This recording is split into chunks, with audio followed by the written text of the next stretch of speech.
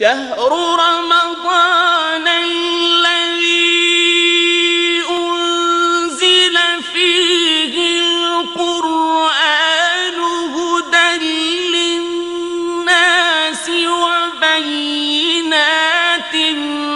من الهدى والفرقان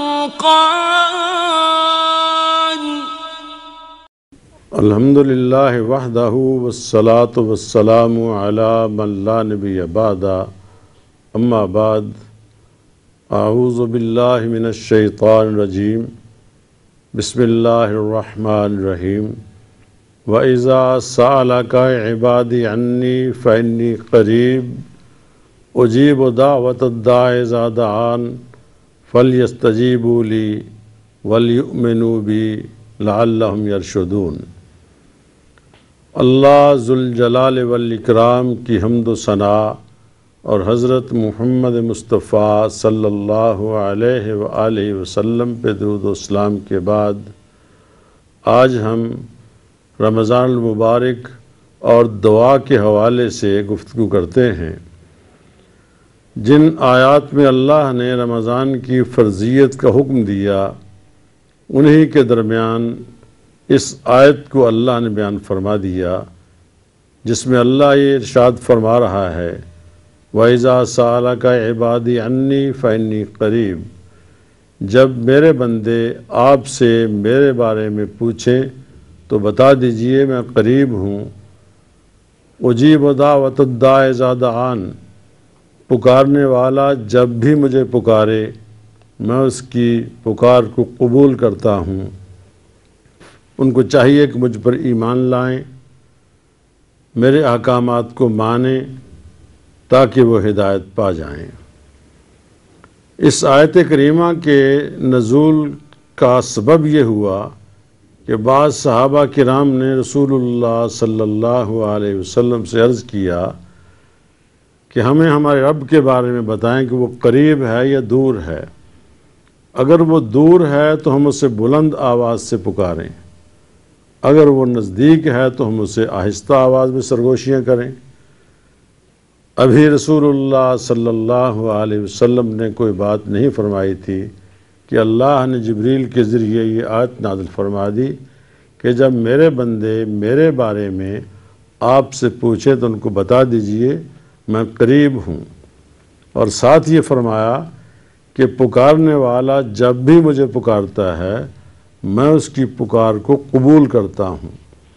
یہ نہیں فرمایا کہ میں اس کی پکار کو سن رہا ہوں، بلکہ اجیبو کا لفظ کہا کہ میں اسے قبول کرتا ہوں۔ فَلْيُؤْمِنُوا بِي، ان کو چاہیے کہ مجھ پہ ایمان لائیں، میرے احکامات کو مانیں، مجھ پر ایمان لائیں تاکہ وہ ہدایت پا جائیں۔ اس آیت کا رمضان المبارک کی فرضیت کی آیات کے درمیان لانے کا مقصد یہی ہے کہ رمضان کے مہینے میں دعا کی قبولیت کے اوقات بڑھ جاتے ہیں۔ جیسے رسول اللہ صلی اللہ علیہ وسلم نے ارشاد فرمایا کہ بندہ جب افطار کرتا ہے، روزے کے افطار کے وقت جو وہ دعا کرتا ہے اللہ اسے رد نہیں کرتا، اسے قبول کر لیتا ہے۔ اسی طرح سحری کھانے کے لیے انسان رات کے آخری حصوں میں بیدار ہوتا ہے، وہ بھی قبولیت کے اوقات ہیں۔ چونکہ رمضان میں دعا کی قبولیت کے اوقات بڑھ جاتے ہیں، اس مناسبت سے ہم یہ کہیں گے کہ رمضان المبارک میں کثرت کے ساتھ رب سے دعائیں کی جائیں، اور رسول اللہ صلی اللہ علیہ وسلم نے فرمایا کہ رمضان شروع ہوتے ہی آسمان سے آواز دینے والا فرشتہ یہ ندا دیتا ہے اے نیکی کرنے والے اپنی رفتار کو تیز کر دے۔ اگر پہلے کم دعائیں مانگتے تھے اب زیادہ دعائیں مانگو، اگر کوتاہی کرتے تھے کوتاہی کو چھوڑ دو۔ اور دوسری آواز آتی ہے یا باغی شر اقصر، اے برائی کو تلاش کرنے والے اب اپنی رفتار میں سستی پیدا کر لے، برائیوں کو چھوڑ دے۔ دعا کے بارے میں اللہ نے قرآن پاک میں ارشاد فرمایا کہ تمہیں مجھ سے پکارنا چاہیے، مجھے پکارنا چاہیے، مجھ سے مانگنا چاہیے۔ ادعوا ربکم، اپنے رب کو پکارو، یستجب لکم، وہ تمہاری پکار کو قبول کرے گا۔ دعا کے بارے میں رسول اللہ صلی اللہ علیہ وسلم نے ارشاد فرمایا، یستجاب للعبد ما لم یستعجل، جب تک کوئی بندہ عجلت سے کام نہیں لیتا اس کی دعا قبول ہوتی رہتی ہے۔ صحابہ کرام نے عرض کیا کہ اے اللہ کے رسول صلی اللہ علیہ وسلم، عجلت کیا ہے؟ آپ نے فرمایا کہ بندہ دعا کرتا ہے، جب اس کے اثرات مرتب ہوتے ہوئے نہیں دیکھتا تو دعا کرنا چھوڑ دیتا ہے، یہ اس نے عجلت سے کام لیا۔ پھر آپ نے فرمایا کہ دعا کی قبولیت کے 3 درجے ہیں۔